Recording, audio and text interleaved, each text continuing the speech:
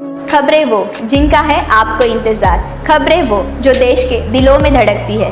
हम हैं वही देश की धड़कन न्यूज़ नेटवर्क, दिखाए जो केवल सच। देश की धड़कन न्यूज़ नेटवर्क को लाइक करना, शेयर करना और सब्सक्राइब करना ना भूलें। कोरोना में आर्थिक तंगी बिगड़ी तो महिलाओं ने स्वरोजगार से पाया नया मुकाम। स्वरोजगार निर्मित उत्पादों पर आधारित द समर एग्जीबिशन का सफल आयोजन संपन्न। कोरोना काल में जब आर्थिक तंगी से घर के हालत बिगड़ तो ऐसे में कुछ महिलाओं ने मोर्चा संभालते हुए घर से काम करने का निर्णय लिया। सिलाई, आचार, पापड़, क्लॉथ, लेडीज ड्रेस, बुनाई, बुटीक, खाना बनाना और टिफिन सेंटर जैसे कई काम कर स्वरोजगार की एक नई मिसाल कायम की। समाज सेवी सुनील जैन ने बताया कि शासन, प्रशासन और सरकार द्वारा जहां महिलाओं को सशक्तिकरण के माध्यम से सूचित किया जा रहा है, वहीं अब पुरुषों के साथ की महिलाएं भी परिवार की आर्थिक स्थिति को सुधारने में सहभागी बन रही है। ऐसी ही कुछ महिलाओं के स्वरोजगार पर आधारित व्यवसाय का द समर एग्जीबिशन 25 जून को खंडवा में भगवान श्री गणेश की पूजा अर्चना के साथ प्रारंभ हुआ। खंडवा में 25 जून रविवार को स्वरोजगार और घरेलू उद्योग पर आधारित द समर एग्जीबिशन का आयोजन प्रोफेसर कॉलोनी में किया गया। इस आयोजन की खासियत ये रही कि इसमें शहर के अलावा राजस्थान, गुजरात और मध्य प्रदेश से भी महिलाएं अपने प्रोडक्ट के साथ यहां आई और समर कैंप में अपने प्रोजेक्ट को प्रचारित किया। यह आयोजन साईं अर्पण प्रोफेसर कॉलोनी, आनंद नगर में सुबह 10 से रात 10 बजे तक रखा गया, जिसमें बड़ी संख्या में महिलाओं ने पहुंचकर महिलाओं द्वारा बनाई गई चीजों की खरीदी की। आयोजक कविता जायसवाल ने बताया, कोरोना काल ने हर परिवार का बजट ही खराब कर दिया था। ऐसे में परिवार की आर्थिक तंगी से घर के हालत बिगड़ने में महिलाओं ने घर से विभिन्न प्रकार के स्वरोजगार के कार्य को बढ़ावा देकर परिवार की आर्थिक सहभागिता की।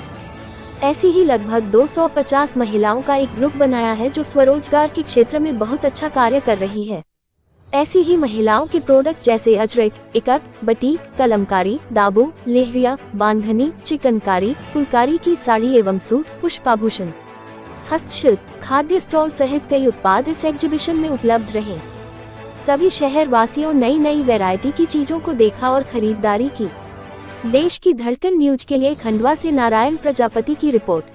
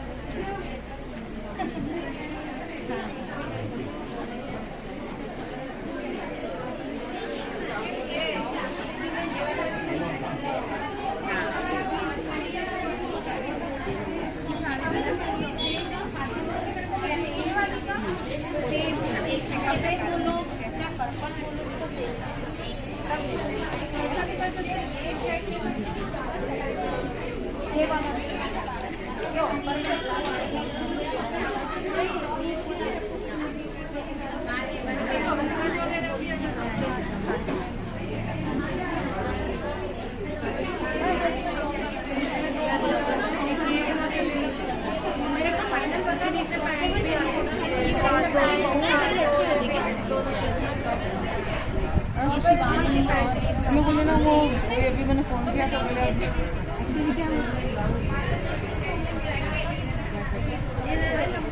सर प्लेन प्रिंटेड ब्लाउज भी है।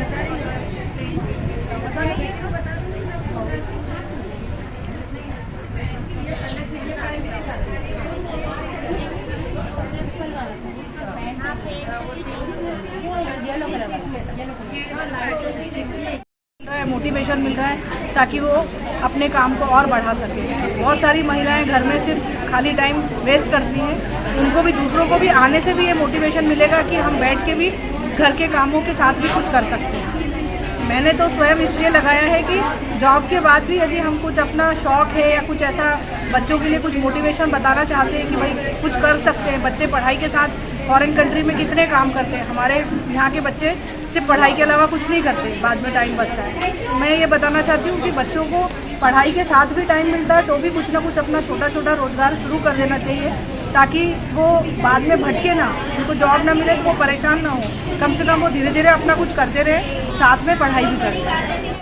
महिला सशक्तिकरण को लेकर जिस प्रकार शासन, प्रशासन और सरकारें काम कर रही है, उसमें आपने एक कदम आगे बढ़ाया, क्या रहा कि आज महिलाओं के इस प्रकार की तैयारियां हैं यहाँ पर, क्या है? हाँ, मैं आपसे बताना चाहूँगी कि आज आपने देखा होगा परिवार की आर्थिक स्थिति मतलब उतनी अच्छी नहीं हो पा रही, तो आर्थिक गाड़ी को चलाने के लिए पहले एक पहिए की ज़रूरत होती थी कि पुरुष कमाते थे, महिलाएं खाती थी। आज के ज़माने में जब इतनी महंगाई है तो परिवार की आर्थिक गाड़ी चलाने के लिए मुझे ऐसा लगता है कि महिला और पुरुष दोनों को कमाना चाहिए।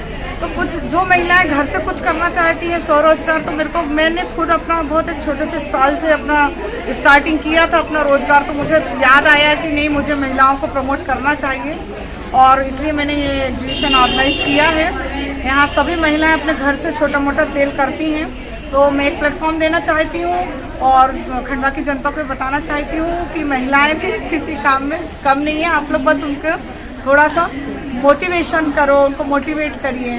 खंडवा में लगभग कितनी ऐसा महिला समूह होंगे भैया, महिलाएं जो कर 250 का तो एक समूह है मिशन इम्पॉसिबल, जिसमें सभी महिलाएं कुछ ना कुछ करती हैं। तो कोरोना काल में जब हुआ कि पुरुष की दुकानें जो कोई चाट लगाता था, किसी की दुकान बड़े बड़े वो तो बिजनेस ठप हो गए थे, तो मुझे पता चला कोई महिलाएं पापड़ बनाने में एक्सपर्ट थी, कोई सिलाई में बहुत अच्छी थी, कुछ घर से ये मोदी की एड टपरवेयर करती थी। सबका एक ग्रुप बनाया, सबको करके एक दूसरे का मैंने जो सहयोग करके ग्रुप बनाया, अच्छी सेल उनकी होती है और आज मैं उन्हीं को लेकर इस प्लेटफॉर्म पे हूँ।